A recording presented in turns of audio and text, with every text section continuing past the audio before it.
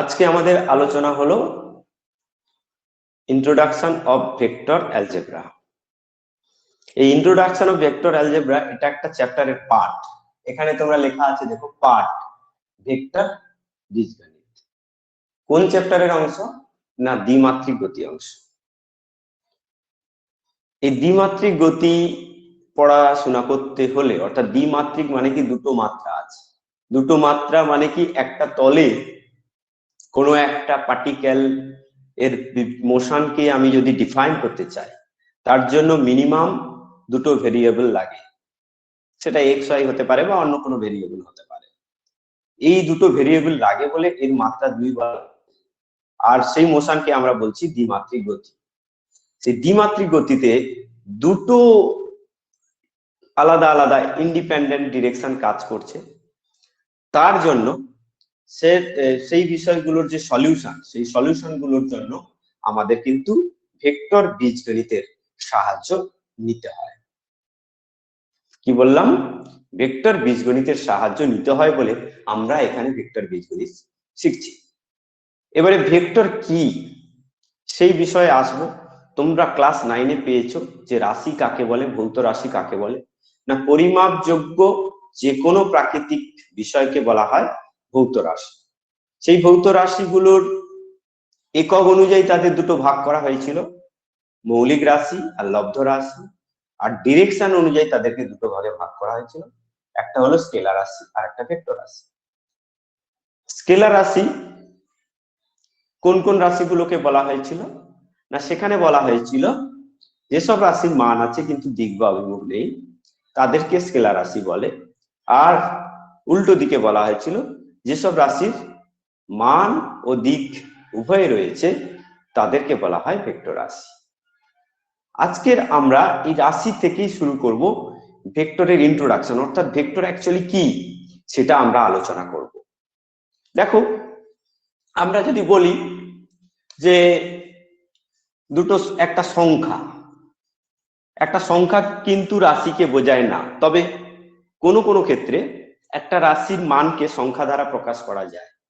যাদের একক নেই, মাত্রা নেই, সেই সমস্ত রাশিকে আমরা সংখ্যা দিয়ে প্রকাশ করতে পারি। আর এক ধরনের রাশি হচ্ছে সংখ্যা প্লাস একক। সংখ্যা প্লাস একক। আর এক ধরনের রাশি, ভৌত রাশি পরিমাপ করার জন্য আমরা দুটো বিষয়ের সাহায্য নিই, একটা সংখ্যা আর একটা হলো একক। আর একটা ক্ষেত্রে আমরা সংখ্যা প্লাস একক প্লাস ডিরেকশন, দিক, এই তিনটে বিষয় নিয়ে থাকি। দেখো, আমরা যখন আপেক্ষিক গুরুত্ব বলছি, এটা একটা ভৌত রাশি, কিন্তু এর আমি 0.08 বা 0.8 আমি দিলাম, একটা সংখ্যা দিয়ে এই রাশির পরিমাপকে প্রকাশ করা যাচ্ছে। আবার যখন আমি ভর বলছি তখন এটা কি হচ্ছে না, হচ্ছে এইটাকে আমি সংখ্যা প্লাস, ধরো 10 কেজি বা 2 কেজি, একটা সংখ্যা প্লাস তার সঙ্গে একটা একক বসিয়ে আমি লিখছি। আবার যখন আমি সরণ বলছি তখন আমি বলছি কি না, সরণ হচ্ছে 5 কিমি পূর্ব দিকে, একটা দিক তার সঙ্গে জুড়ে দিচ্ছি। তার মানে একটা সংখ্যা লাগছে, একটা একক লাগছে আর একটা দিক লাগছে। এই তিন ধরনের রাশি আমরা দেখতে পাই। এক ধরনের রাশিকে শুধুমাত্র সংখ্যা দ্বারা প্রকাশ করি, রাশির পরিমাপকে। আর এক ধরনের রাশির পরিমাপকে আমরা সংখ্যা এবং একক দ্বারা প্রকাশ করি। এটা ঠিক পরিমাপের দিকে নয়, এটা হচ্ছে শুধু রাশির পরিমাপটা জানলে হয় না, সেটার ডিরেকশনও জানতে হয়। এই কারণে এই পর্যন্ত হচ্ছে পরিমাপ, তার সঙ্গে যখন আমি পূর্ব দিক যোগ করে দিচ্ছি তখন সেই রাশিটাকে ভেক্টর রাশি হিসাবে প্রকাশ করছি। তাহলে বুঝতেই পারছো ভেক্টর রাশি কাকে বলে আর স্কেলার রাশি কাকে বলে। ফার্স্ট, তোমরা ক্লাস 9-এ যেটা শিখেছো সেটা কি, যেসব রাশির মান ও দিক উভয়ই রয়েছে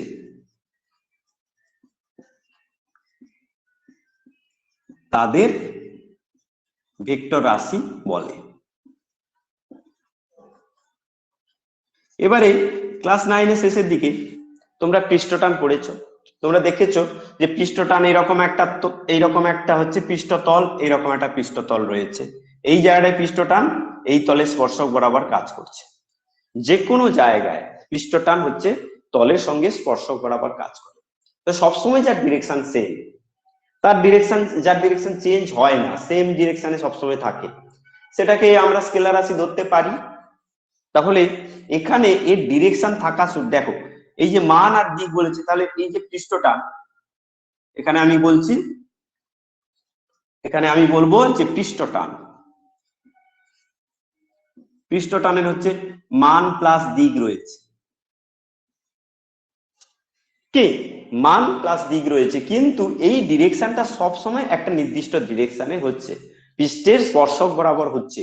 এই কারণে পৃষ্ঠটানকে কিন্তু আমি ভেক্টর বলছি না, ভেক্টর নয়, পৃষ্ঠটানকে স্কেলার ধরা হয়। তাহলে একটা আমরা নতুন বিষয় বুঝলাম যে এই সমস্ত রাশি, যে সমস্ত রাশির দিকটা ভাইটাল, কার্যকরী, কোন দিক আমার সবসময় জানতে হয়, বা দিকটা যে কোনো মুহূর্তে পরিবর্তন হতে পারে, যে কোনো দিকে হতে পারে, সেই সমস্ত রাশিকে আমরা ভেক্টর রাশি বলছি। কিন্তু কোনো কোনো রাশির দিক থাকা সত্ত্বেও তাদেরকে আমরা ভেক্টর রাশি বলতে পারছি না, যেমন পৃষ্ঠটা।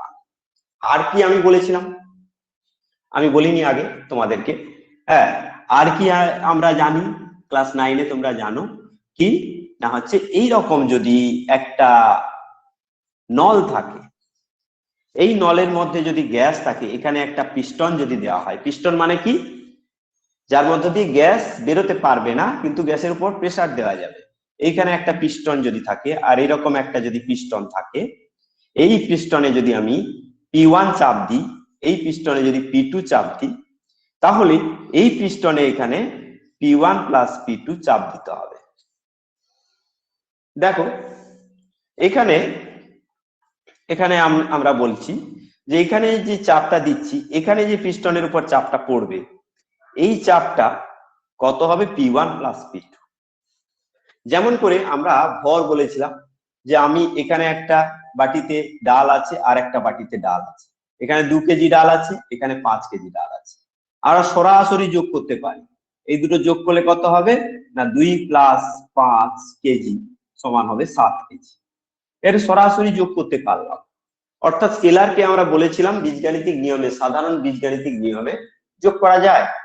কিন্তু এখানে আমি দেখলাম যে ডিরেকশন আছে, তা সত্ত্বেও একে আমি সরাসরি যোগ করতে পারলাম, সাধারণ বীজগাণিতিক নিয়মে যোগ করতে পারলাম। এই রকম ক্ষেত্রে আমরা এই চাপ, এই রাশিটার ডিরেকশন থাকলেও এদের যে যোগফল সেটা অ্যাঙ্গেলের উপর ডিপেন্ড করছে না। তাহলে যে সমস্ত রাশির দিক রয়েছে, কিন্তু তার এই দিকের জন্য কিন্তু তার যোগফলের উপর কোনো প্রভাব নেই। আমার দিক আছে, কিন্তু আমি আমার যোগফল যখন করছি, যোগফল কাদের সঙ্গে করা যায় না, বেগের সঙ্গে বেগ করা যায়, সরণের সঙ্গে সরণ করা যায়, হ্যাঁ, তারপরে হচ্ছে চাপের সঙ্গে চাপ, অর্থাৎ সমজাতীয় রাশির সঙ্গে যদি আমি যোগ করি, তাহলে সেক্ষেত্রে আমরা দেখতে পাই কি না, এখানে এই যে যোগটা, এদের ডিরেকশন থাকা সত্ত্বেও সেই ডিরেকশনের উপর ডিপেন্ড করে না, যোগফলটা ডিরেকশন থাকা সত্ত্বেও ডিরেকশনের উপর ডিপেন্ড করে না। এই রকম ক্ষেত্রে আমরা এটাকে ভেক্টর বলতে পারি না। তাহলে চাপ এইটা স্কেলার রাশি, স্কেলার রাশি, চাপ হলো স্কেলার রাশি। আর কি আছে, আরো একটা জিনিস তোমরা পেয়েছো ক্লাস 10-এ, যে এই রকম একটা পরিবাহীর মধ্য দিয়ে, তারের মধ্য দিয়ে কারেন্ট আসছে, এই দিক থেকে 10 অ্যাম্পিয়ার কারেন্ট আসছে, এই দিক থেকে 20 অ্যাম্পিয়ার কারেন্ট আসছে, তাহলে এই দিকে যাবে কত না, 10 আর 20 যোগ হয়ে যাবে, 30 অ্যাম্পিয়ার কারেন্ট যাবে। দেখো এটাও অ্যাঙ্গেলের উপর ডিপেন্ড করছে না, এই দুটো কারেন্ট কত অ্যাঙ্গেলে আছে, কারেন্টের ডিরেকশন আছে, কিন্তু আমরা জানি প্রত্যেকে কারেন্ট ফ্লো হয় একটা নির্দিষ্ট দিকে, কারেন্টের ডিরেকশন থাকা সত্ত্বেও আমরা কিন্তু এই যে ভ্যালুটা পেলাম, এদের যোগটা সহজ নিয়মে পেয়ে গেলাম, 10 অ্যাম্পিয়ার প্লাস 20 অ্যাম্পিয়ার সমান হচ্ছে 30 অ্যাম্পিয়ার পেয়ে গেলাম। তাহলে এটা সাধারণ বীজগাণিতিক নিয়মে যোগ হচ্ছে। সাধারণ বীজগাণিতিক নিয়মে যোগ হলে অর্থাৎ তাদের ডিরেকশন থাকা সত্ত্বেও সেই ডিরেকশনের উপর যোগফল যদি নিয়ন্ত্রণ না করে তবে সেই রাশিকে আমরা বলি স্কেলার রাশি। স্কেলার রাশি। তাহলে এখানে প্রবাহ মাত্রাও আমরা দেখতে পেলাম, একটা স্কেলার রাশি।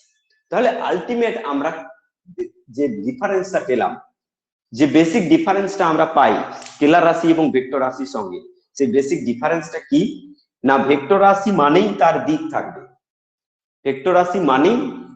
দিক থাকবে, স্কেলার রাশির দিক থাকতেও পারে না থাকতে পারে। সাধারণত স্কেলার রাশির দিক থাকে না, আর দিক থাকলেও স্কেলার রাশির দিক থাকলেও যেমন এক্ষেত্রে দিক থাকলেও তার যোগফলের উপর তার কোনো প্রভাব থাকে না। দুটো স্কেলার রাশি যাদের দিক রয়েছে, সেই দিক থাকা মানে কি তাদের মধ্যে একটা অ্যাঙ্গেল রয়েছে, সেই অ্যাঙ্গেলটা তাদের যোগফলকে প্রভাবিত করছে না, বলেই তাদেরকে আমরা স্কেলার রাশি ধরছি, যদিও তাদের দিক রয়েছে। বোঝা গেল? তাহলে আমরা আলটিমেটলি যে ডেফিনেশনটা পাবো সেই ডেফিনেশনটা এবার লিখে ফেলবো। ক্লাস 11-এ এসে আমরা যে ডেফিনেশনটা লিখবো সেই ডেফিনেশনটা কি হবে, 9 থেকে 11 হয়ে গেল, আর এটা শুধু এদিক থেকে ওদিক হয়ে গেল। দেখা যাক 11 এর ক্ষেত্রে আমরা ডেফিনেশনটা কি লিখবো। ভেক্টর রাশি যেসব রাশির দিক মান ও দিক উভয় রয়েছে, মান ও দিক উভয়ই রয়েছে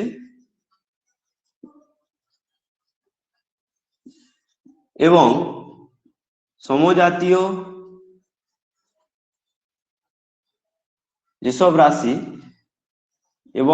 রাশি সমজাতীয় লেখার দরকার নেই, বুঝে রাখতে হবে ওটা, যেসব রাশির যোগফলের মান ওদের মধ্যবর্তী কোণের উপর নির্ভর করে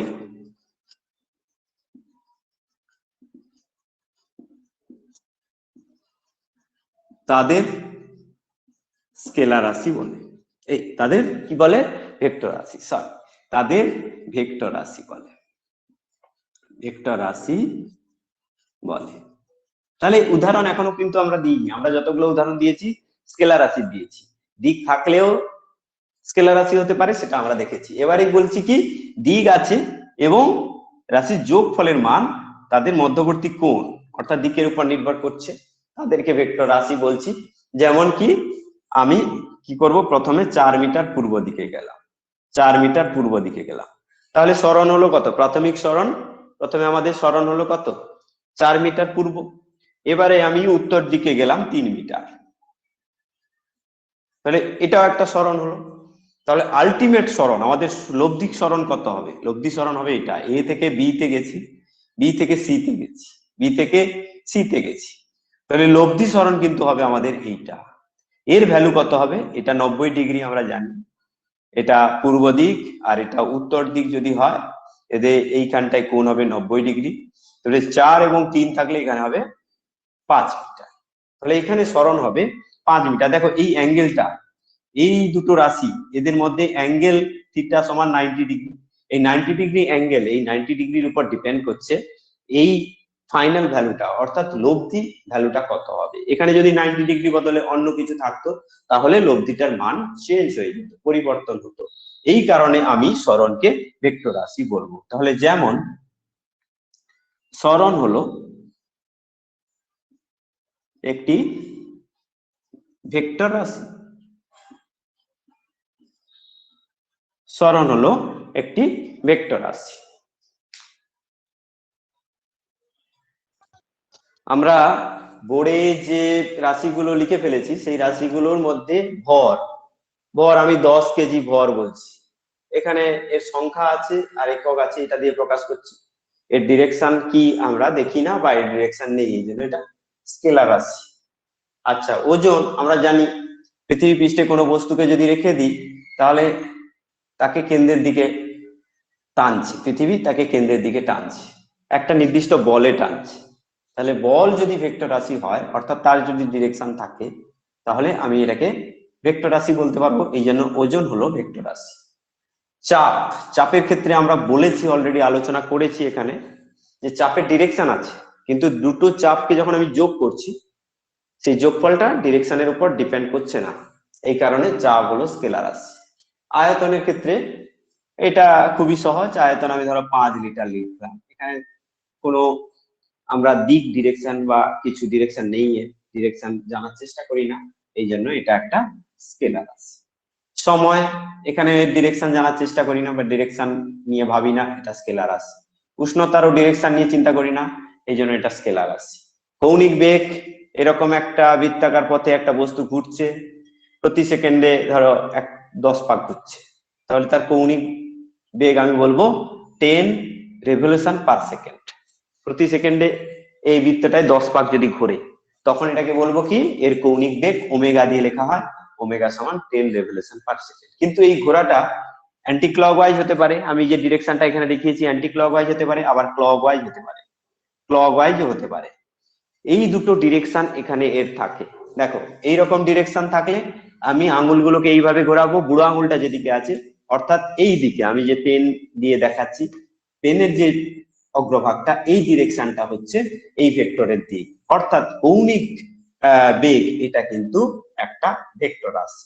কৌণিক বেগ এক ধরনের ভেক্টর রাশি। হ্যাঁ, এটা মাথায় রাখবে। এই কৌণিক বেগ কি ধরনের ভেক্টর রাশি এর পরের আলোচনায় রয়েছে, সেটা আমরা একটু পরে আসছি। ত্বরণ, ত্বরণের ক্ষেত্রে আমরা বলছি কি, ত্বরণের একটা ডিরেকশন আছে। আমরা যখন অভিকর্ষ ত্বরণের অভিকর্ষের অধীনে কোনো বস্তুর গতির কথা বলেছিলাম তখন ত্বরণটার ডিরেকশন কোন দিকে ছিল, সবসময় নিচের দিকে ছিল। বস্তুটার ওজন যেদিকে ত্বরণ সেদিকে কাজ করছিল, অর্থাৎ ত্বরণের একটা ডিরেকশন থাকে। হ্যাঁ, ত্বরণের ডিরেকশন থাকে এবং ত্বরণ হচ্ছে ভেক্টর যোগের নিয়ম মেনে চলে, এই জন্য এটাও একটা ভেক্টর রাশি। কার্য একটা বলো স্কেলার রাশি বলছিলে, ক্ষমতা স্কেলার রাশি, মান আছে কিন্তু অভিমুখ নেই। ভরবেগ মান ও অভিমুখ দুটোই আছে এবং এটা ভেক্টর যোগের নিয়ম মেনে চলে, এই জন্য এটা ভেক্টর। বল এর মান ও দিক উভয় আছে এবং এটা ভেক্টর যোগের নিয়ম মেনে চলে, এটা একটা ভেক্টর। প্রবাহ মাত্রা, এর দিক আছে, মান প্লাস দিক আছে, কিন্তু কিন্তু এটা স্কেলার রাশি। কেন না, এর যে যোগফল সেটা এই যে ডিরেকশন, দুটো সমজাতীয় রাশি অর্থাৎ দুটো প্রবাহ মাত্রা যখন যোগ করছি, আমি দেখিয়েছিলাম 10 অ্যাম্পিয়ার আর 20 অ্যাম্পিয়ার যখন যোগ করছি সেটা কোন ডিরেকশন থেকে আসছে সেটা আমরা দেখছি না, এই জন্য এটা একটা স্কেলার রাশি। তড়িৎ ক্ষেত্র প্রাবল্য, তড়িৎ ক্ষেত্র প্রাবল্য হলো একটা ভেক্টর রাশি, এর মান ও অভিমুখ উভয় আছে। চৌম্বক ক্ষেত্র প্রাবল্য এটাও একটা ভেক্টর রাশি। এগুলো তোমরা মনে রাখবে তোমাদের কাজে পরবর্তীকালে সুবিধা হওয়ার জন্য।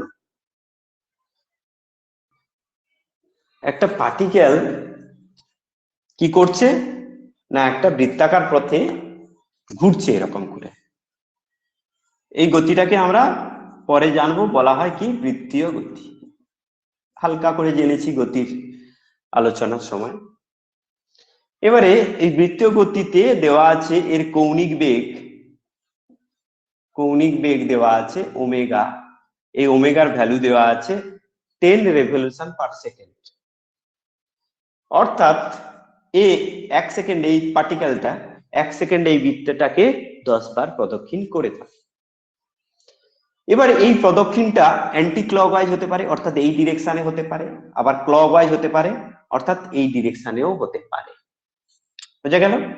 এই অ্যান্টি ক্লকওয়াইজ ডিরেকশনে যখন হবে তখন আমি ডান হাতের আঙুলগুলোকে আমরা ওই ডিরেকশনে বাঁকাবো।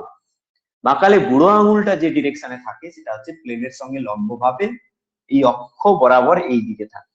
দেখো এই যে গোলটা অর্থাৎ এই যে বৃত্তটা যদি আমি আঁকি, এই বৃত্তের সঙ্গে লম্বভাবে এর অক্ষটা থাকে এইরকম।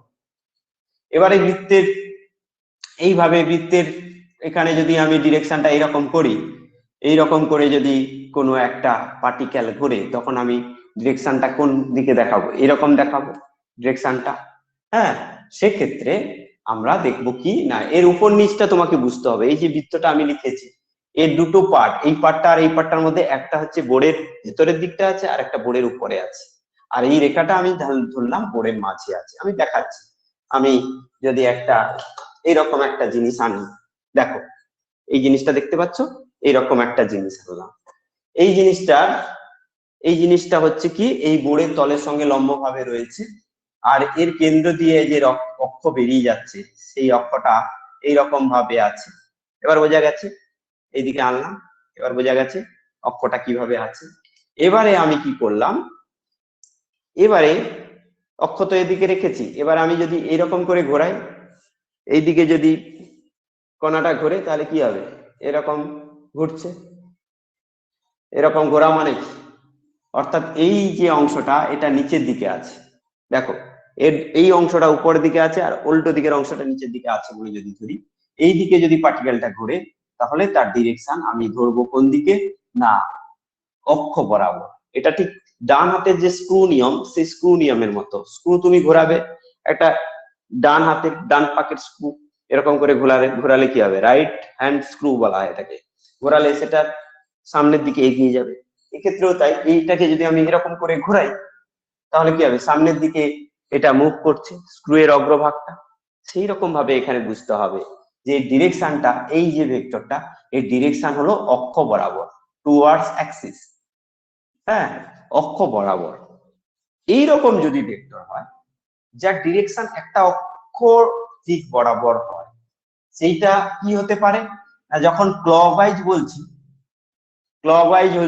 দেখো ক্লকওয়াইজ যখন বলছি বুড়ো আঙুলটা কোন দিকে চলে গেল, বোর্ডের ভেতরের দিকে, তখন অক্ষটা যেদিকে আছে, অক্ষ তো এরকম আছে, এরকম অক্ষ আছে, হ্যাঁ ওকে, এখানে ভেতরের দিকটাকে বোঝাচ্ছে। এখানে যখন ক্লকওয়াইজ বলছি, তুমি স্ক্রুকে এরকম করে ঘোরাও, পাক খাওয়াও, তাহলে স্ক্রু এর অগ্রভাগটা নিচের দিকে ঢুকবে। সেই যে ডিরেকশনটা, সেটাই হলো এই ভেক্টরের ডিরেকশন, অর্থাৎ ওমেগা ভেক্টরের ডিরেকশন। ওমেগাটা কি, কৌণিক বেগ। কৌণিক বেগ হলো এমন একটা ভেক্টর রাশি যার ডিরেকশন অক্ষ বরাবর ওই দিকে থাকতে পারে, আবার যদি আমি অ্যান্টি ক্লকওয়াইজ করে দিই, অ্যান্টি ক্লকওয়াইজ ডিরেকশন অর্থাৎ ঘড়ির কাঁটার বিপরীত দিকে যদি এটাকে ঘোরাই, তাহলে তার ডিরেকশনটা কি হয়ে যায়, উল্টো দিকে হয়ে যায়, পৃষ্ঠা থেকে বেরিয়ে আসে। এই যে ব্যাপারটা এখানে, এই যে ওমেগার ডিরেকশন, সেটা হচ্ছে পৃষ্ঠা থেকে বাইরের দিকে, একটা হচ্ছে পৃষ্ঠার ভেতরের দিকে, আর একটা হচ্ছে পৃষ্ঠা থেকে বাইরের দিকে। কেমন?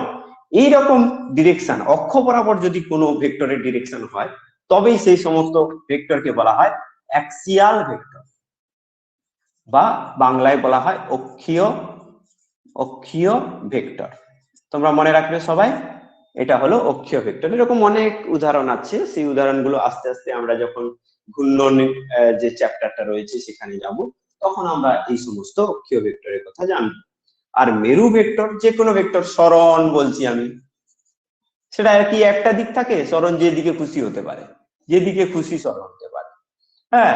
অথবা ভরবেগ, আমি বলছি ভরবেগ, তার কি একটা ডিরেকশন থাকে, কোনো অক্ষ বরাবর তার ডিরেকশন থাকে, তার কোনো অক্ষ বরাবর ডিরেকশন থাকে না। এই রকম ভেক্টরকে বলা হয় পোলার ভেক্টর বা মেরু ভেক্টর। মেরু ভেক্টর মনে থাকবে। তাহলে অক্ষীয় ভেক্টর কি ইফেক্ট দেয় না, রোটেশনাল ইফেক্ট দেয়। মানে রোটেশন মানে কি, আবর্তন, রোটেশনাল ইফেক্ট দেয় কে, অক্ষীয় ভেক্টর। আর পোলার ভেক্টর কি দেয় বলো, ট্রান্সলেশনাল ইফেক্ট, মানে চলন, এগিয়ে যাওয়ার দিকে দেয়। তাহলে এটা হচ্ছে কি, ট্রান্সলেশনাল ইফেক্ট।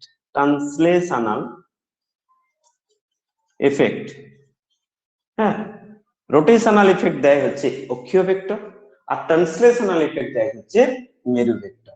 অক্ষীয় ভেক্টর কতগুলো আছে, কৌণিক বেগ, কৌণিক ভরবেগ, হ্যাঁ, কৌণিক সরণ, এই সমস্ত যে সমস্ত রাশি তাদেরকে আমরা বলছি এই অক্ষীয় ভেক্টর। আর বাদ বাকি যত ভেক্টর রাশি আমরা পড়াশোনা করব, বল, ত্বরণ, হ্যাঁ, ওজন, এই সমস্ত ভরবেগ, সমস্ত রাশি, এরা কিন্তু সব কি, মেরু ভেক্টর।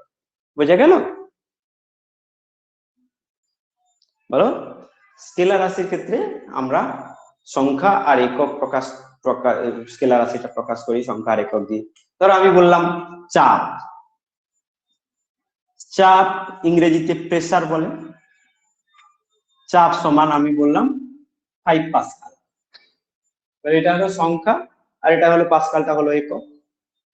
এখানে চাপ রাশিটাকে যদি আমি একটা চিহ্ন দ্বারা প্রকাশ করতে চাই, তখন আমি এটাকে পি দিয়ে লিখতে পারি বড় জোর। তাহলে পি, এই পিটাকে আমি কিভাবে লিখি? পি এর উপর কিন্তু আমি অ্যারো দিই না। কেন না? এটা একটা স্কেলার রাশি।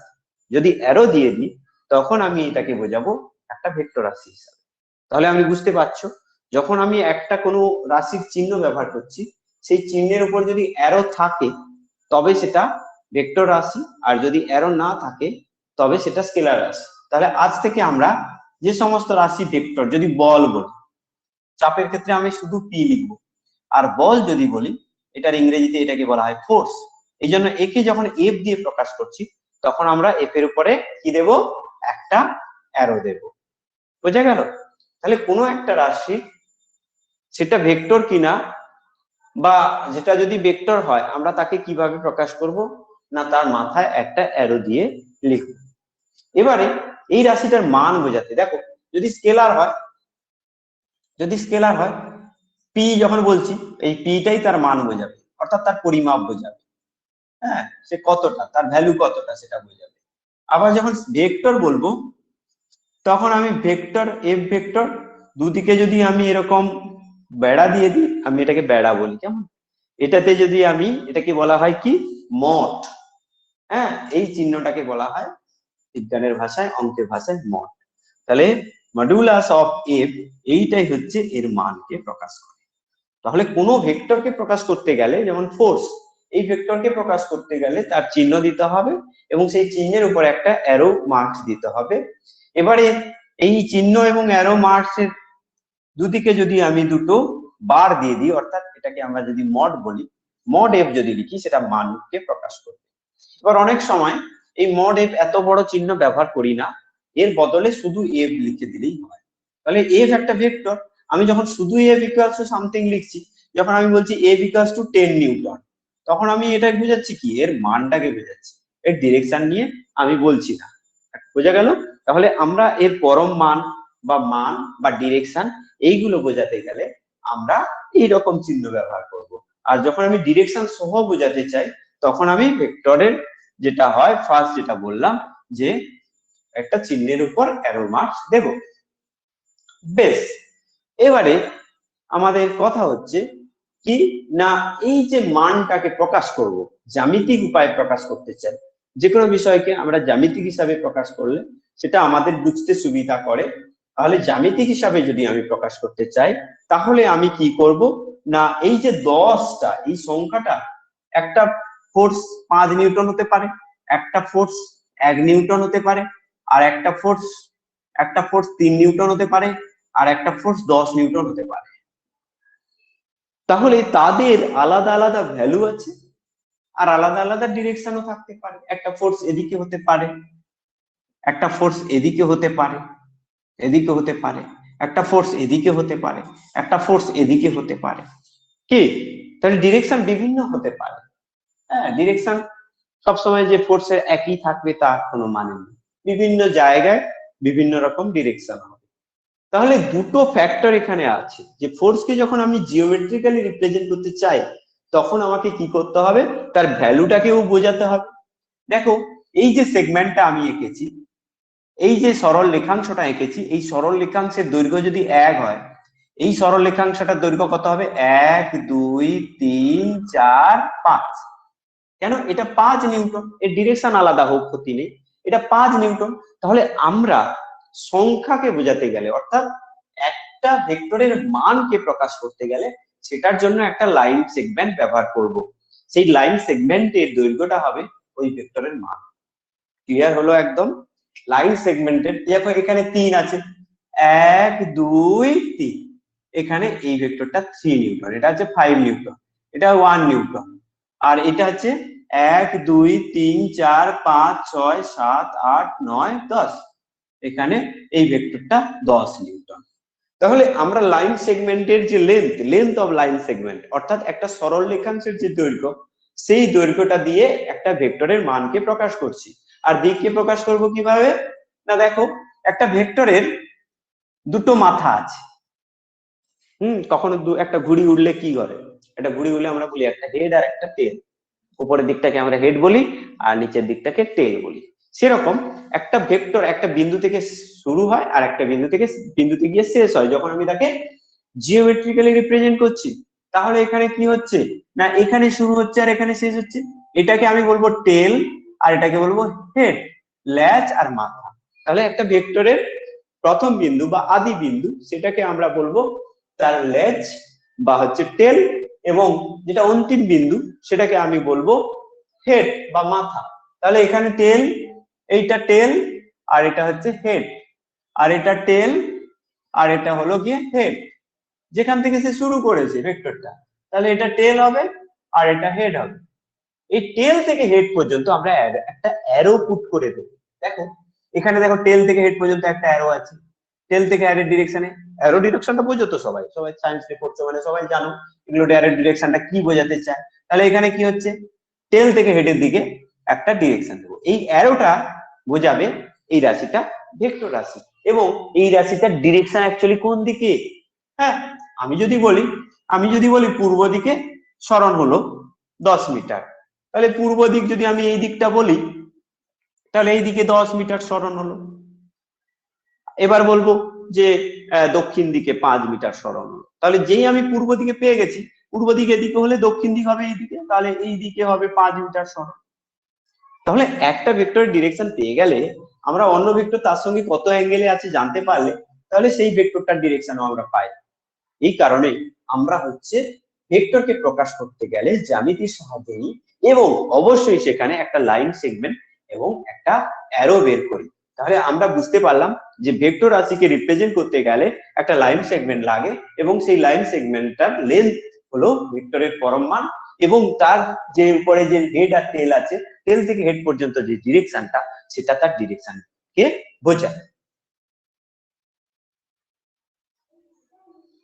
দেখো আমরা টাওয়ারের অঙ্ক করেছিলাম, একমাত্রিক গতি, ওয়ান ডাইমেনশনাল মোশন। সেখানে টাওয়ার থেকে একটা বস্তুকে যদি ঠিক উপরের দিকে উলম্বভাবে ছুড়ে দেওয়া হয় তাহলে কি হয়, বস্তুটা একটুখানি উপরে গিয়ে আবার নিচের দিকে নামতে থাকে। তাহলে এর যে গতি সেটা একটা সরল রেখায় হয়। এই একটা সরল রেখায় হলে তার গতিকে কি বলবো না, একমাত্রিক গতি বা ওয়ান ডাইমেনশনাল মোশন। কিন্তু তোমরা যদি এই রকম করে ছাড়ো, এই টাওয়ার, একই টাওয়ারের উপর থেকে একটা বস্তুকে তুমি এই রকম করে ছুড়ে দিয়েছো প্রাথমিক বেগ ইউ দিয়ে, আমি ইউটাকে মানও বলে দিচ্ছি, এটা ধরো 20 মিটার পার সেকেন্ড বেগে ছুড়ে দিয়েছো, এর সঙ্গে 45 ডিগ্রি কোণ করে, উলম্বের সঙ্গে বা অনুভূমিকের সঙ্গে 45 ডিগ্রি কোণ করে। তাহলে এই বস্তুটার গতি কেমন হবে, সেটা কি একটা সরল রেখায় থাকবে না একটা তলে থাকবে? একটা তলে থাকবে। ভেরি গুড, একটা তলে থাকবে। তাহলে একটা তলে যদি থাকে তাহলে এর যে গতিটা, এর গতিটা কিরকম হবে, দেখো এই হচ্ছে টাওয়ার, আমি ছোট করে আঁকছি এখানে, এইখানে আমি ছুড়ে দিয়েছি, দেখবে বস্তুটা এইরকম ভাবে এসে পড়বে। তাহলে একটা তলে থাকা মানে তার যে কোনো মুহূর্তে তার পজিশনকে বোঝানোর জন্য আমাকে কি করতে হবে, এক্স অক্ষ আর ওয়াই অক্ষ নিতে হবে। ওয়াই অক্ষ থেকে যে লম্ব দূরত্ব সেটাকে বলা হবে এক্স কোঅর্ডিনেট, আর এক্স অক্ষ থেকে যে লম্ব দূরত্ব সেটাকে বলা হবে ওয়াই কোঅর্ডিনেট। তার সবসময়ের জন্য দুটো কোঅর্ডিনেট লাগবে তার পজিশনকে বোঝানোর জন্য। তাহলে এটা কোন ধরনের মোশন, দ্বিমাত্রিক না একমাত্রিক? এটা দ্বিমাত্রিক মোশন। এটা হলো, হ্যাঁ ভেরি গুড, এটা হলো 2 ডাইমেনশনাল মোশন। এবার একটা মজার ব্যাপার দেখো, আমার গতিবেগ হচ্ছে এই দিকে, কিন্তু ত্বরণ থাকছে কোন দিকে সবসময়, তুমি যেখানে থাকো গতি, এখানে যখন ছিল ত্বরণ এদিকে আছে, এখানে যখন ছিল ত্বরণ এদিকে আছে, এখানে যখন ছিল ত্বরণ এদিকে আছে, হ্যাঁ এখানে যখন ছিল ত্বরণ এদিকে আছে, সব সময় ত্বরণটা কিন্তু নিচের দিকে কাজ করছে। কিন্তু গতিবেগ দেখো, এখন গতিবেগটা এই দিকে কাজ করছে, এখন গতিবেগ এই দিকে কাজ করছে, এখন গতিবেগ এই দিকে কাজ করছে, গতিবেগটা কিন্তু বিভিন্ন দিকে আছে। তাহলে গতিবেগ আমরা যখন ভালো করে লক্ষ্য করো তোমরা, আমরা যখন একমাত্রিক গতির কথা বলেছিলাম তখন গতিবেগ, সরণ, ত্বরণ সব একটা রেখা বরাবর ছিল, ইয়েস অর নো? সবগুলো একটা রেখা বরাবর ছিল। সেই জন্য আমরা একমাত্রিক গতির সমীকরণে যে সূত্রগুলো ব্যবহার করেছিলাম, যে V equals to U plus H, সেখানে ভিটাও ওয়াই ডিরেকশনে ছিল, ইউটাও ওয়াই ডিরেকশনে ছিল, এটাও ওয়াই ডিরেকশনে ছিল, হ্যাঁ কি না বলো? ইউটাও ভিও Y direction, U Y direction, তারপরে ওয়াই সমান u t plus half a t square, এটাও ওয়াই ডিরেকশনে ছিল, এটাও ওয়াই ডিরেকশনে ছিল, তার জন্য আমাদের কোনো অসুবিধা হয়নি। কিন্তু এখানে এদের এ একরকম ডিরেকশনে আছে, এ একরকম ডিরেকশনে আছে, সেক্ষেত্রে কিন্তু এই সূত্রগুলো আমি ডাইরেক্টলি বসাতে পারছি না। এই কারণে আমাদের এখানে ভেক্টর আলোচনা প্রয়োজন। দ্বিমাত্রিক গতির ক্ষেত্রে আমরা কি করে নেব না, এই গতিটাকে আমরা দুদিকে ভাগ করে নেব, ভেঙে নেব। এই যে ইউটাকে ইউ এক্স ডিরেকশনে একটা ভেঙে নেব, আর একদিকে হবে ইউ ওয়াই ডিরেকশন। ঠিক আছে, আমরা দুটো ডিরেকশনে ভেঙে নেব। তাহলে ইউ ওয়াই ডিরেকশনে যেটা রয়েছে সেটার মন্দন আছে বা ত্বরণ আছে। দেখো এবারে আমি যে এটা পাচ্ছি এ ওয়াই সমান হচ্ছে মাইনাস জি লিখবো, বোঝা গেল কিনা বলো? তাহলে এই ডিরেকশনের জন্য যে গতিবেগের রাশিমালা, সেই রাশিমালাতে আমি এইগুলো পুট করতে পারবো। আর এই দিকে যেটা, তার উপর কোনো ত্বরণের বা মন্দনের কোনো ভূমিকা নেই, কারণ ত্বরণ বা মন্দন এই রেখা বরাবর কাজ করছে, এর সঙ্গে লম্বভাবে কাজ করছে। এই ক্ষেত্রে আমি বলবো এই ইউ এক্সটা সমবেগে সামনের দিকে সমবেগে চলছে, অর্থাৎ X equals to u x into T, সমবেগের যে সূত্রটা তোমরা প্রথমে পেয়েছিলে সেই সূত্র অনুযায়ী এইটা লিখতে হবে, এর সমীকরণ লিখতে হবে। তাহলে এর ক্ষেত্রে গতির সমীকরণ অর্থাৎ ওয়াই ডিরেকশনে গতির সমীকরণ হবে সমত্বরণের সমীকরণ, আর এক্স ডিরেকশনে গতির সমীকরণ হবে সমবেগের সমীকরণ। এই দুটো আলাদা আলাদা ভাবে আমি লিখতে পারছি। কিসের সাহায্যে লিখতে পারছি না, এই ইউ কে যখন আমি ভাঙতে পারছি, ইউ একটা ভেক্টর রাশি, একে এই দিকে আর এই দিকে বিভাজিত করতে পারছি। অর্থাৎ আমরা যদি ভেক্টরের বিভাজন করতে পারি, ভেক্টরকে যদি দুটো সমকৌণিক উপাংশে ভেঙে নিতে পারি, সেটা কি আমরা পরে আসবো, ভেক্টরকে যদি আমরা সমকৌণিক উপাংশতে ভেঙে নিতে পারি, তবে আমরা সেখানে দ্বিমাত্রিক গতিতে সেটাকে কাজে লাগাতে পারবো, নইলে আমরা পারছি না। এই কারণে দ্বিমাত্রিক গতি চ্যাপ্টারে আমরা ভেক্টর বীজগণিত শুরু করছি। প্রথমে আমাদেরকে ভেক্টর বীজগণিতের কনসেপ্ট জানতে হবে, ভেক্টরকে কিভাবে ভাঙা যায় সেটা জানতে হবে, তার জন্য ভেক্টর যোগ জানতে হবে, ভেক্টর যোগ জানলে ভেক্টর বিয়োগ জানবো, আর যোগ বিয়োগ জানা থাকলে আমরা ভেক্টরের উপাংশ পেয়ে যাব। ভেক্টরের উপাংশ পজিটিভ হতে পারে, নেগেটিভ হতে পারে, কখনো জিরো হতে পারে, সেই উপাংশের কথা আমরা জানবো। সেই উপাংশ বের করার পরে তারপরে আমরা আবার দ্বিমাত্রিক গতিতে ফিরে আসবো। এই কারণে আমরা টু ডাইমেনশনাল মোশন আলোচনার আগে ভেক্টর আলোচনা করলাম। সেটা হলো নাল ভেক্টর বা শূন্য ভেক্টর। এরপরে আমরা শূন্য ভেক্টর বা নাল ভেক্টরের কথা আলোচনা করব। শূন্য ভেক্টর কি সেটা আমরা আলোচনা করব, দেখব। দেখো এট ফার্স্ট আমি যদি জ্যামিতি থেকে যাই, যে ভেক্টরের হেড আর টেল মিশে গেছে, হেড যেখানে এ বিন্দুতে যদি হেড থাকে, এ বিন্দুতে হেড আছে আর এর বিন্দুতেই টেল আছে, এটা টেলের মধ্যে ডিস্টেন্স কত? তাহলে হেড আর টেলের মধ্যে ডিস্টেন্স কত? 0। বলো ডিস্টেন্স। হ্যাঁ, ডিস্টেন্স বিটুইন হেড এন্ড টেল, এটা হলো 0। তাহলে এই ভেক্টরটার মান আমি বলছি কি 0। তাহলে সেই রকম ভেক্টরকে আমরা বলবো শূন্য ভেক্টর। কেন স্যার এই হিসাবে আবার কি দরকার, যে ভেক্টরের কোনো মান নেই তাকে আবার নেওয়ার দরকার কি? হ্যাঁ আছে। তুমি দেখো, তুমি যাচ্ছ, এটা ধরো অনুপ্রিয়া যাচ্ছে আর এইদিকে তিয়াসা যাচ্ছে, এ 10 মিটার পার সেকেন্ড বেগে যাচ্ছে পূর্ব দিকে, আর এও 10 মিটার পার সেকেন্ড বেগে যাচ্ছে পূর্ব দিকে। তাহলে এদের আপেক্ষিক গতিবেগ কত? এটা হচ্ছে অনুপ্রিয়া, ভি অনুপ্রিয়া, আর এটা হচ্ছে ভি তিয়াসা। তাহলে এদের আপেক্ষিক বেগ কত হবে? তাহলে ভি রিলেটিভ অনুপ্রিয়া সাপেক্ষে তিয়াসার গতিবেগ যদি চাই, তাহলে ভি তিয়াসা মাইনাস ভি অনুপ্রিয়া, তাহলে কি হবে? এরও হবে 10 মিটার পার সেকেন্ড পূর্ব, এরও হবে 10 মিটার পার সেকেন্ড পূর্ব, তাহলে কি হবে? 0 হয়ে যাবে।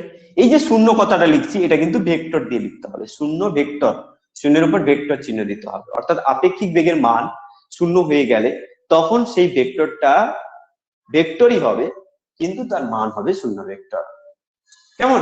অথবা দেখো দুটো ভেক্টর আছে, দুটো ভেক্টর রয়েছে, এ ভেক্টর আর বি ভেক্টর। এবার আমি কি করছি, এ ভেক্টরের সঙ্গে আমি একটা সংখ্যা গুণ করে দিলাম ল্যামডা, আর এর সঙ্গে আমি একটা এটা আলফা গুণ করলাম, আর এর সঙ্গে আমি বিটা গুণ করে দিলাম। ঠিক আছে, এবারে এই ভেক্টরটাকে আমি এ ভেক্টর করে দিলাম। দেখো এ ভেক্টর আর এ ভেক্টর, আমি যদি এ ভেক্টর লিখি সেটা যদি এরকম হয়, তাহলে আবার একটা এ ভেক্টর আমি লিখতে গেলে কি করব, আবার একটা এরকম টানবো, এটা যদি এ ভেক্টর হয় এটাও এ ভেক্টর হবে। অর্থাৎ দুটো ভেক্টর যদি সমান্তরাল হয় বা একই রেখার উপর থাকে কিন্তু সেই রেখাংশের মান যদি একই হয়, দুটো ভেক্টরের মান সমান, এক মিনিট, তাহলে একটা ভেক্টরের এরকম যদি হয় এ ভেক্টর, এটাকে আমি এ ভেক্টর বলতে পারবো। সেটা আলাদা দিক আলাদা জায়গায় থাকতে পারে, কিন্তু আমি এর ডিরেকশন যা পাচ্ছি এরও ডিরেকশন তাই পাচ্ছি। এটা যদি পূর্ব দিক হয় এটাও পূর্ব দিক হচ্ছে, ডিরেকশন সেম, এবং এর ভ্যালুও সেম। এটা যদি 5 হয় এই রেখাংশটার দৈর্ঘ্য হবে 5 ইউনিট। তাহলে আমি বুঝতে পারছি যে দুটো ভেক্টরের ডিরেকশন যদি সেম হয়, অর্থাৎ তারা যদি প্যারালাল হয় এবং তাদের ভ্যালু যদি সেম হয়, তাহলে তাদেরকে আমি ইকুয়াল ভেক্টর বলতে পারবো। তাহলে এই ভেক্টরটা আর এই ভেক্টরটা, এটা যদি আমি পি ভেক্টর বলতাম আর এটা যদি কিউ ভেক্টর বলতাম এট ফার্স্ট, তাহলে আমি কি বলতাম, পি ইকুয়ালস টু কিউ বলতে পারতাম। পি ভেক্টর এর মানও সেম, দিকও সেম, তবেই আমি এখানে ইকুয়াল চিহ্ন বসাবো। শুধু মান হলে আমি ইকুয়াল চিহ্ন বসাতে পারবো না, দুটো যদি ঠিক হয় তবে আমি ইকুয়াল চিহ্ন বসাতে পারবো। তাহলে আমি এখানে দিয়েছি, প্রথমে এ আর বি ভেক্টর দিয়েছিলাম, পরে দেখলাম যে এ আর বি এরা সমান ও সমান্তরাল, তাহলে এখানেও এ লিখতে পারবো, এখানেও এ লিখতে পারবো। এবারে আমি এটাকে তাহলে কি লিখতে পারবো, যে এর যে ভ্যালু, ধরো এ একটা ভেক্টর, ভালো করে শুনবে, এ একটা ভেক্টর, এটা ধরো 2 নিউটন। এবারে আমি কি করলাম, যে এরকম একটা ভেক্টর পেলাম, আর একটু পিছিয়ে দিই, এরকম একটা ভেক্টর পেলাম বি ভেক্টর, যেটা এর সঙ্গে সমান্তরাল, এটা 4 নিউটন। তাহলে আমি এ থেকে বি পাবো কি করে, এই এর সঙ্গে জাস্ট 2 গুণ করে দেবো, 2a করে দেবো। 2a করে দিলে কি হবে না, 2 ইন্টু এ যখন করে দেবো তখন কি হবে, এর যে লাইন সেগমেন্টটা তার দৈর্ঘ্য বেড়ে যাবে, তখন আমি আরেকটা 2n ভেক্টরকে আমি এখানে লাগাতে পারবো, তখন সেটা বি ভেক্টর হয়ে যাবে। তখন আমি লিখতে পারবো বি সমান 2a। ঠিক কিনা বলো? তাহলে একটা ভেক্টরের সামনে যদি আমি একটা সংখ্যা দিয়ে দিই, সেই ভেক্টরটার ডিরেকশন চেঞ্জ হয় না। দেখো এর ডিরেকশন সেম আছে, শুধু এটা ফুলে গেছে, বড় হয়ে গেছে, জিম করেছে। হ্যাঁ, এটা বড় হয়ে গেছে, লেন্থটা ছোট ছিল, লেন্থটা বড় হয়ে গেছে। তাহলে এই দুটো ভেক্টরের মধ্যে সম্পর্ক কি না, এটা ইকুয়াল ভেক্টর নয়। আমি A vector not equals to B vector লিখবো, কারণ এদের ডিরেকশন সেম হলেও ভ্যালু সেম নয়, এদের পরম মান সেম নয়। তাহলে আমি কি করব না, আমি বলবো যে এদের ডিরেকশন সেম।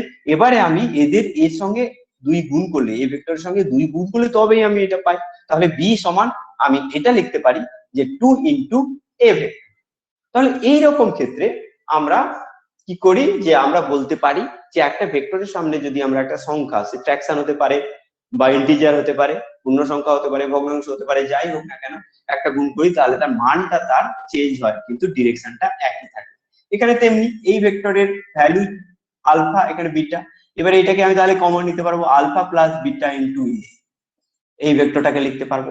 এখন কোনো কারণে যদি আলফার মান বিটার মানের সমান ও বিপরীত হয়, অর্থাৎ কি, আলফা সমান যদি মাইনাস বিটা হয়, তখন আমি এটাকে কি লিখতে পারবো বলো, আলফা সমান মাইনাস বিটা হলে এখানে আলফা মাইনাস আলফা বা বিটা মাইনাস বিটা বিটা, এরকম লিখলে এটা কি হয়ে যাবে, 0 ইন্টু এ ভেক্টর হয়ে যাবে। তখন হয়ে যাবে এটাকে 0 ভেক্টর বলবো। ঠিক বলছি কিনা বলো, ঠিক বলছি কিনা বলো? আমরা হচ্ছে এইরকম করে ভেক্টরকে লিখতে পারবো। তাহলে কোনো শূন্য ভেক্টর যদি কোনো একটা সংখ্যার সঙ্গে গুণ হয়, সংখ্যা শূন্য ভেক্টর সমান হবে শূন্য ভেক্টর। বা কোনো একটা ভেক্টরের সঙ্গে যদি শূন্য ভেক্টর যোগ হয়, তাহলে কি হবে, ওই ভেক্টরটাই পাওয়া যাবে। হ্যাঁ, কোনো একটা ভেক্টর থেকে যদি শূন্য ভেক্টর বিয়োগ হয়, তাহলে আমরা ওই ভেক্টরটাই পাবো, ওই ভেক্টরটাই পাবো। তার মানে এখানে শূন্য বিয়োগ করা যাবে না, একটা ভেক্টরের সঙ্গে ভেক্টরেরই যোগ হয়, ভেক্টরের সঙ্গে স্কেলারের যোগ হয় না। এই কারণে আমরা এখানে এই ভেক্টরটাকে শূন্য ভেক্টর বলবো। এইগুলোই হলো শূন্য ভেক্টরের তাৎপর্য, বুঝা গেল? তাহলে যে ভেক্টরের মান শূন্য, অর্থাৎ হেড এবং টেল, প্রাথমিক বিন্দু, আদি বিন্দু এবং অন্তিম বিন্দু, প্রাথমিক বিন্দু এবং অন্তিম বিন্দু একই বিন্দুতে সমাপতিত হয় সেই ভেক্টরকে আমরা নাল ভেক্টর বলছি বা শূন্য ভেক্টর বলছি। এবং শূন্য ভেক্টরের যে তাৎপর্য গুরুত্ব সেটা আমরা এখন লক্ষ্য করলাম। ক্রস গুণন কি হয় দেখো, এ ভেক্টর এর সঙ্গে ক্রস গুণন করে এ ভেক্টর করা হলো, অর্থাৎ এই ভেক্টরটা এ যদি হয়, এখানে আরেকটা ভেক্টর এটাও হবে এ, কারণ এরা সমান্তরাল এবং এদের ভ্যালু সমান। এদের ক্ষেত্রে ক্রস গুণন বলা হচ্ছে, এখানে যদি ক্রস চিহ্ন দেওয়া হয় তার ভ্যালু হয় 0। তাহলে এই যে জিরোটা, এই জিরোটাকে আমি জিরো ভেক্টর দিয়ে লিখবো, কিন্তু জিরো শুধু জিরো লিখবো না, এইটাকে আবার আমি নাল ভেক্টর বলছি। অথবা এরকম একটা ভেক্টর আছে, এই ভেক্টরটার এটা হচ্ছে বি, যেটা হচ্ছে 2a, মানে এ ভেক্টরের দ্বিগুণ কিন্তু ডিরেকশন সেম।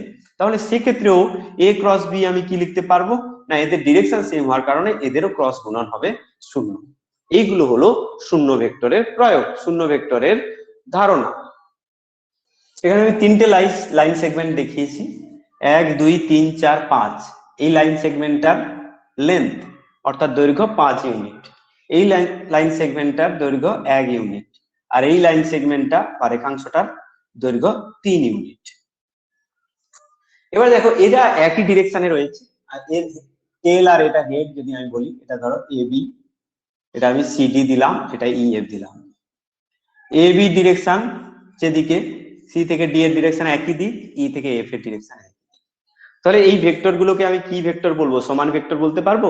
কখনোই পারবো না, কারণ এদের মান আলাদা। এদের সমান্তরাল ভেক্টর বলতে পারবো? অবশ্যই বলতে পারবো, কারণ এদের দিক এক। তাহলে মান আলাদা, দিক এক, কিন্তু এদের মধ্যে একটা মিল আছে। দেখো যে এই ভেক্টরটাকে আমি যদি এখানে 5 বার লিখে ফেলি পরপর, তাহলে আমি এই ভেক্টরটা পাবো। অর্থাৎ আমি এই ভেক্টরটার নাম যদি দিই, এই ভেক্টরটার নাম যদি দিই ভি ক্যাপ, দেখো এই ভেক্টরটার নাম যদি আমি ভি ক্যাপ দিই, এই ভি ক্যাপের সঙ্গে আমি 5 গুণ করে দিলে আমি এই ভেক্টরটা পেয়ে যাব। ঠিক কিনা বলো, একজন রেসপন্স করো। যে এই ভেক্টরটাকে যদি আমি ভি ক্যাপ বলি, ভি ক্যাপ, এই যে ভ্যালুটা উপরে এই যে দাগটা দিলাম, এটা হচ্ছে ভি ক্যাপ। বুঝতে পেরেছো? তাহলে এখানে যদি 5 গুণ করি, অর্থাৎ এ মোটা হয়ে গেল, 5 গুণ মোটা হয়ে গেল, অর্থাৎ এর দৈর্ঘ্য বড় হয়ে গেল 5, তাহলে কি হবে, তখন এই ভেক্টরটার ভ্যালু হয়ে যাবে 5, ডিরেকশন সেম আছে। তাহলে এই যে ব্যাপারটা ভি ক্যাপ, যেটা ক্যাপ দিয়ে দেখাচ্ছি, সেটা অ্যাকচুয়ালি ডিরেকশনকে প্রকাশ করছে। এবার এই ভি ক্যাপের সঙ্গে এখানে যদি 3 গুণ করে দিই, 3 ইন্টু ভি ক্যাপ, এটা কি হবে, তখন আমি এটাকে ই এফ ভেক্টর বলবো, ই থেকে এফ এর দিকে। আর এটাকে আমি কি বলবো, এটাকে বলবো A B vector. A B vector সমান 5 ভি ক্যাপ, আর এটা সিডি ভেক্টর, সিডি ভেক্টর সমান এখানে ভি ক্যাপ। তাহলে এখানে সব জায়গায় ভি ক্যাপ আছে, সবাই বলো সব জায়গায় ভি ক্যাপ আছে, দেখতে পাচ্ছ? এই যে ভি ক্যাপ, এই ভি ক্যাপটাকে বলা হয় ইউনিট ভেক্টর, বাংলায় বলা হয় একক ভেক্টর। এই ভি ক্যাপটাকে বলা হয় ইউনিট ভেক্টর বা একক ভেক্টর। তাহলে দেখো এই V cap, V cap, V cap যাই হোক না কেন, ভি ক্যাপের মান, একটা ভেক্টরের পরম মান যদি একক হয়, অর্থাৎ 1 ইউনিট হয়, তখন সেই ভেক্টরকে আমরা ইউনিট ভেক্টর বলি। সবাই বলতে পারবে ইউনিট ভেক্টর কাকে বলে? পরীক্ষায় আসলে অবশ্যই বলতে পারবে যে ভেক্টরের পরম মান, অর্থাৎ তার হচ্ছে লেন্থ, যে ভেক্টরের দৈর্ঘ্য 1 একক, সেই ভেক্টরকে আমরা একক ভেক্টর বলি। তাকে কিভাবে প্রকাশ করা হয়? তাকে আর অ্যারো দেওয়া হয় না, তাকে ক্যাপ দিয়ে দেওয়া হয়। হ্যাঁ, অ্যারোর বদলে এখানে ক্যাপ দিলে আমরা বুঝতে পারবো যে এটা ইউনিট ভেক্টর। তাহলে আমি এখানে এই যে ইউনিট ভেক্টরটা লিখেছি, এ বি সমান আমি কি লিখছি, 5 ইন্টু ভি, তাই না? আর ইএফ সমান আমি এইগুলো শুধু রাখবো, আর গুলো মুছে দেবো। এ বি সমান 5 ইন্টু ভি, আর এখানে আমি ইএফ সমান আমি লিখছি, ইএফ সমান হচ্ছে 3 ইন্টু ভি, ঠিক কিনা?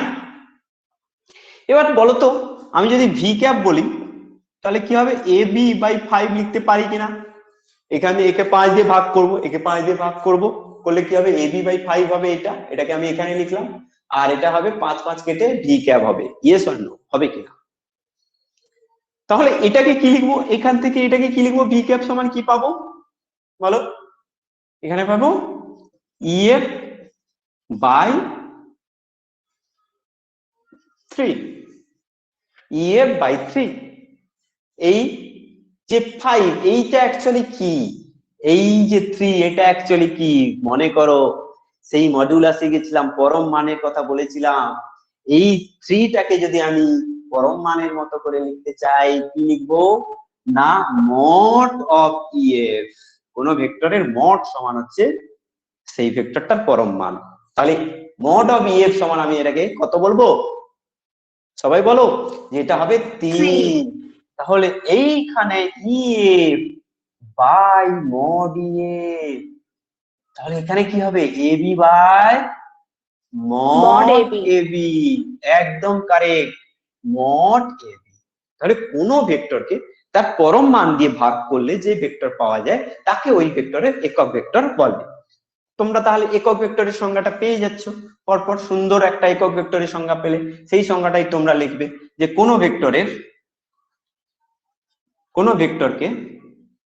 ভেক্টরকে ওই ভেক্টরের পরম মান দিয়ে ভাগ করলে যে ভেক্টর পাওয়া যায়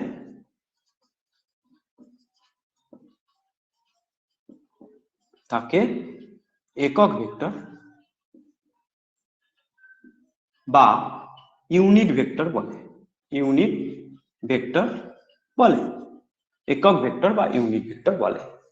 মনে থাকবে তোমাদের, মনে থাকবে যে কোন ভেক্টরের ইউনিট ভেক্টর পেতে চাই, সে রাম সাম যদু মধু তার নাম যাই হোক না কেন, আমরা কি করব, সেই ভেক্টরকে আমরা পাতি তাদের ভ্যালু দিয়ে ভাগ করে দেব, দিলে যেটা পাবো সেটাই হবে একক ভেক্টর বা ইউনিট ভেক্টর।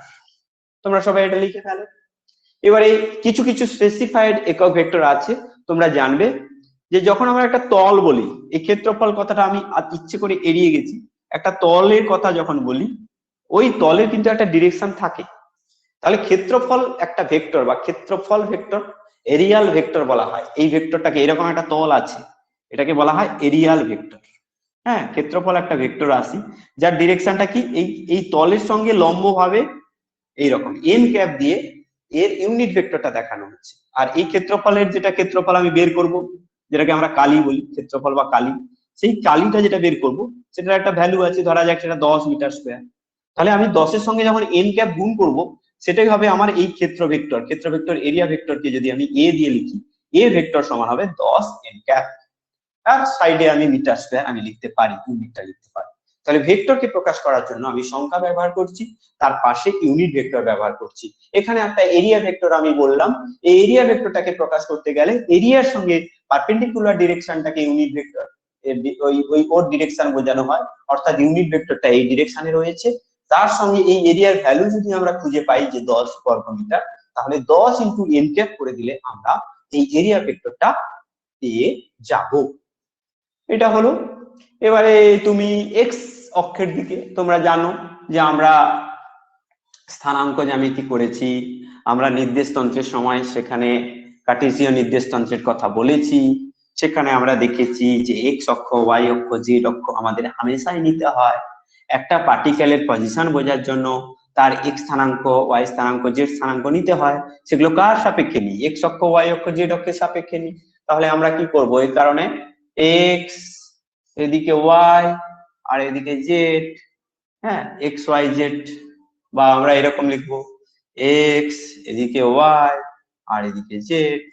হ্যাঁ, সবসময় এক্স ওয়াই জেডটা কি রকম নিতে হবে, অ্যান্টি ক্লকওয়াইজ ডিরেকশনে নিতে হবে। এটা কিন্তু কার্টেসিয়ান নিয়ম, এটা নিয়ম, এই নিয়মে তোমাদেরকে সবসময় নিতে হবে। যেখানে তুমি এক্স নিলে, এখানে জেড নিলে, এখানে ওয়াই নিলে এরকম ভাবে হবে না, তখন সেটা ক্লকওয়াইজ হয়ে যাবে, সেটা কিন্তু ভ্যালিড হবে না। তাহলে বৈধভাবে করতে গেলে আমাদের কি করতে হবে, সবসময় আমি যদি এখানে এক্স নিই, এখানে ওয়াই নেবো আর এখানে জেড নেবো, এটা আগে আমরা আলোচনা করেছি। এই এক্স অক্ষের দিকে যে ইউনিট ভেক্টর, এই ইউনিট ভেক্টরকে সবসময় আই ক্যাপ দিয়ে লেখা হয়। মুখস্থ রাখবে তোমরা যে এক্স অক্ষের দিকে যে ইউনিট ভেক্টর সেটাকে আই ক্যাপ দিয়ে লেখা হয়, আর ওয়াই অক্ষের দিকে যে ইউনিট ভেক্টর সেটাকে জে ক্যাপ। তাহলে এই দিকে ইউনিট ভেক্টর যদি বলি আই ক্যাপ, এই দিকে ইউনিট ভেক্টরকে জে ক্যাপ, আর জেড অক্ষের দিকে যে ইউনিট ভেক্টর তাকে কে ক্যাপ দিয়ে লেখা হয়। এটা তোমরা মনে রাখার চেষ্টা করো। জে ক্যাপ, পি কিউ, হ্যাঁ এটা হচ্ছে, হ্যাঁ সরি, এটা হচ্ছে ওয়াই অক্ষের দিকে আছে। এই ভেক্টরটার মান হলো গিয়ে 4 ইউনিট। Very good, 4। এর ভ্যালু প্রথমে বসাবো, আর এই ভ্যালুর সঙ্গে ইউনিট ভেক্টর যোগ করে দিলে পুরো ভেক্টরটাকে প্রকাশ করা হবে। তাহলে এখানে পি কিউ ভেক্টরটা হবে 4j ক্যাপ। একদম অ্যাবসলিউটলি কারেক্ট, সঠিক বলেছো। আবার একটা আমি দিচ্ছি, এই দিকে একটা ভেক্টর আছে, এটার ইউনিট চেঞ্জ করে দিলাম, 1 2 3 4 5 6 7 8 9 10, এটা হচ্ছে 10। হ্যাঁ, এক্ষেত্রে এখানে পি আর দিয়ে দিলাম। পি আর ভেক্টরটাকে আমি কিভাবে লিখবো? 10k cap. হ্যাঁ, তাহলে এটা হবে 10k ক্যাপ। Very good. আচ্ছা, এবারে আমি আরেকটা দেব, লাস্ট এটা পি থেকে আমি পি কিউ আর এস দিয়ে দিলাম। পিএস ভেক্টর, এখানে 1 2 3 4, এখানে 4 ইউনিট আছে, তাহলে এটা কি হবে? 4i cap. ভেরি গুড, ঠিক বলেছো। এইভাবে আমরা কিন্তু ভেক্টরকে প্রকাশ করতে পারবো বিভিন্ন ডিরেকশনে যদি থাকে। এবারে আমরা চলে আসব একটা নতুন ভেক্টরের আলোচনায়, সেটাকে আমি বলবো যে অবস্থান ভেক্টর বা পজিশন ভেক্টর। অবস্থান ভেক্টর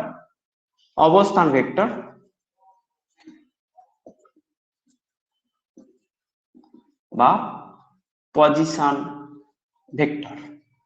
অবস্থান ভেক্টর বা পজিশন ভেক্টর, এরকম একটা অক্ষ এক্স রয়েছে, এইদিকে ওয়াই রয়েছে, এইদিকে জেড রয়েছে, এইখানে একটা স্থানাঙ্ক আছে এক্স ওয়াই জেড, এই স্থানাঙ্ক রয়েছে, এই বিন্দুটা পি বিন্দু, আর এটা মূল বিন্দু, এটাকে ও বিন্দু বললাম। তাহলে এই স্থানাঙ্ক 0 0 0, এই 0 0 0 বিন্দু এবং যে কোনো একটা স্থানাঙ্ক সংযোগকারী যে সরল রেখা উইথ অ্যারো, এই রেখাংশটা অর্থাৎ ওপি রেখাংশ উইথ অ্যারো, এটা হচ্ছে পজিশন। একটা পয়েন্টের অবস্থানকে বোঝাচ্ছি আমি কি দিয়ে বলো সবাই? আমি হচ্ছে এখানে স্থানাঙ্ক দিয়ে বোঝাচ্ছি, এক্স ওয়াই আর জেড, এই স্থানাঙ্কগুলো দিয়ে আমরা বোঝাচ্ছি। এবারে এখানে এর মাথাটা, হেডটা হচ্ছে এই এক্স ওয়াই জেড স্থানাঙ্কে রয়েছে, আর টেলটা রয়েছে 0 অরিজিন 0 0 0 বিন্দু। কেমন বোঝা গেল? তাহলে ওপি এই ভেক্টরটাকে আমি কি ভেক্টর বলবো? এটাকে বলবো অবস্থান ভেক্টর বা স্থান ভেক্টর। অবস্থান ভেক্টর, ইংরেজিতে এটা বেশি মনে রাখবে, পজিশন ভেক্টর। তাহলে পজিশন ভেক্টর কাকে বলে তোমরা বুঝতে পারছো।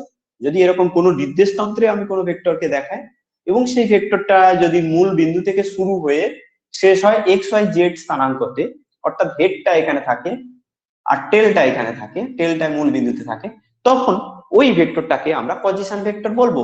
আর পজিশন ভেক্টরকে সবসময় আর দিয়ে চিহ্নিত করবো আমরা। দেখো আমরা সবসময় চিহ্নিত করি, বা ভারতবর্ষে যে বইগুলো রয়েছে সেগুলোতে আমরা পজিশন ভেক্টরকে সবসময় আর দিয়ে চিহ্নিত করি। এক্ষেত্রে আমরা সবসময় মনে রাখবো যে আর যেখানে দেখিয়েছি মনে করবো যে আর ভেক্টর সমান এটা। এবার এই আর ভেক্টরটা কি? দেখো এখান থেকে এই যে বিন্দুটা, এটা হচ্ছে একটা ত্রিমাত্রিক দেশে রয়েছে। এই বিন্দু থেকে যদি আমি একটা পাথরকে ফেলে দিই, সেই পাথরটা এসে এইখানে হিট করবে, এই যে ফ্লোরটা আছে, এই ফ্লোর এক্স ওয়াই ফ্লোর। হ্যাঁ, এক্স ওয়াই ফ্লোর, অফলাইন হলে এটা বোঝাতে সুবিধা হয়। এই এক্স ওয়াই ফ্লোরটায় এই বিন্দুটার যে স্থানাঙ্ক, এই স্থানাঙ্কটা কি হবে না, এটা হচ্ছে এক্স ওয়াই স্থানাঙ্ক। এই পর্যন্ত হচ্ছে এক্স আর এই পর্যন্ত ওয়াই, আর এইখান থেকে যে লম্ব উচ্চতাটা সেটা হলো জেড। এই তিনটে ভেক্টরকে যোগ করলে, আমরা ভেক্টর যোগে পরে আসবো, এখন আপাতত আমরা জেনে রাখি যে এই ভেক্টরটা হচ্ছে এক্স আই ক্যাপ। দেখো ও থেকে আমি এখানে একটা নাম দিলাম, পি দিয়ে দিয়েছি, ও পি কিউ, এখানে আর দিয়ে দেবো। তাহলে ও থেকে আর পর্যন্ত যে ভেক্টরটা, ও থেকে কিউ পর্যন্ত যে ভেক্টরটা, সেই ভেক্টরটাকে আমি কি বলবো? এই লেন্থটা যদি এক্স হয়, এটা হবে এক্স আই ক্যাপ। এবার কেন যোগ করছি সেটা পরে আমরা আসবো, পরে জানবো। এখন আমরা তো জেনে নেই যে এই কিউ আর ভেক্টরটাকে কি বলবো, বলো? কিউ আর এই ভেক্টরটাকে কি বলবো? Y J cap. আর হচ্ছে আর পি এই ভেক্টরটাকে কি বলবো বলো? Z K cap. এই ভেক্টরগুলোকে যোগ করলে আমি এই আর ভেক্টরটা পাবো। এটা আমি এখন আমরা বুঝতে পারবো না, কারণ আমরা ভেক্টর যোগের নিয়ম শিখিনি। ভেক্টর যোগের নিয়ম একটু পরে শিখবো, পরে ক্লাসে শিখবো। হ্যাঁ, তাহলে আর ভেক্টর সমান আমি কি পাবো? আর ভেক্টর সমান পাবো O Q plus Q R plus R P. আর ও কিউটাকে আমি লিখবো X I cap plus Y J cap plus Z K cap. এই পর্যন্ত আমরা জেনে রাখলাম। ঠিক আছে, যে এইটা হয় এরকম অবস্থান ভেক্টরকে এইরকম করে দেখানো হয়। যদি একটা অবস্থান ভেক্টরের আদি বিন্দু শূন্যতে থাকে এবং অন্তিম বিন্দু এক্স ওয়াই জেড স্থানাঙ্কে থাকে, তাহলে সেই ভেক্টরটা হয় কি R vector equals to X I cap plus Y J cap plus Z K cap. Clear হলো নাকি বলো সবার? এইরকম হয়, এটা তুমি জেনে রাখলে কি করে এলো না, সেটা যোগ করে আমার দেখাতে হবে। এই ভেক্টর গুলো আমরা এই পর্যন্ত বুঝতে পারছি, কিন্তু যোগটা কেন হয় সেটা আমরা পরে যখন আমরা যোগের নিয়মে যাব তখন আমরা শিখতে পারবো। এরপরে আমরা কিছু কিছু ভেক্টরের কথা বলে রাখবো, যেহেতু ভেক্টরের ইন্ট্রোডাকশন হচ্ছে, ভেক্টর সম্পর্কে আমাদের সবকিছু জেনে রাখতে হবে, তবেই আমি ভেক্টরের যোগ বিয়োগ গুণ ভাগ এই নিয়মগুলো জানতে পারবো, তারপরেই আমি দ্বিমাত্রিক গতির অঙ্ক সমস্ত রুল করে করতে পারবো। এখন আমরা জেনে নিই যে প্যারালাল ভেক্টর কাকে বলে, সমান্তরাল ভেক্টর কাকে বলে। আগেই আলোচনা করেছি যে দুটো ভেক্টরের ডিরেকশন যদি সেম হয় তাহলে তারা প্যারালাল ভেক্টর। আচ্ছা, অ্যান্টি প্যারালাল ভেক্টর কাকে বলে, অসমান্তরাল ভেক্টর কাকে বলে? অ্যান্টি প্যারালাল ঠিক বিপরীত ভেক্টর, এটা বিপরীতমুখী ভেক্টর। বিপরীত ভেক্টর একরকম আছে, বিপরীতমুখী ভেক্টরে আছে। বিপরীতমুখী ভেক্টর, বিপরীতমুখী ভেক্টর মানে কি, দুটো ভেক্টরের মধ্যে কোণের মান যদি 180 ডিগ্রি হয়, অর্থাৎ এ যদি পূর্ব দিকে যায়, এই ভেক্টরটার দিক হবে পশ্চিম দিক। এইরকম যদি ভেক্টর হয়, আমাকে আরেকটা পেন ইউজ করতে হবে। এইরকম যদি ডিরেকশন হয়, এটা যদি পূর্ব দিক হয় তো এটা পশ্চিম দিক, অর্থাৎ এদের মধ্যে কোণের মান 180 ডিগ্রি, তাহলে সেই দুটো ভেক্টরকে আমরা বলবো বিপরীতমুখী ভেক্টর। আর এই ভেক্টরটা আর এই ভেক্টরটা সমান্তরাল আছে, মানে এদের মধ্যবর্তী কোণ 0 ডিগ্রি, তাহলে এরা সমান্তরাল ভেক্টর।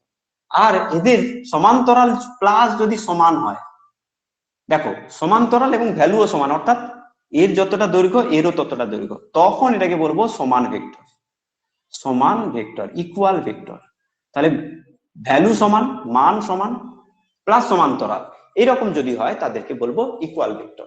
আর বিপরীতমুখী ভেক্টর প্লাস মান সমান, ভালো করে শোনো, মান সমান। বিপরীতমুখী ভেক্টর প্লাস মান সমান হলে তখন তাদেরকে বলবো বিপরীত ভেক্টর।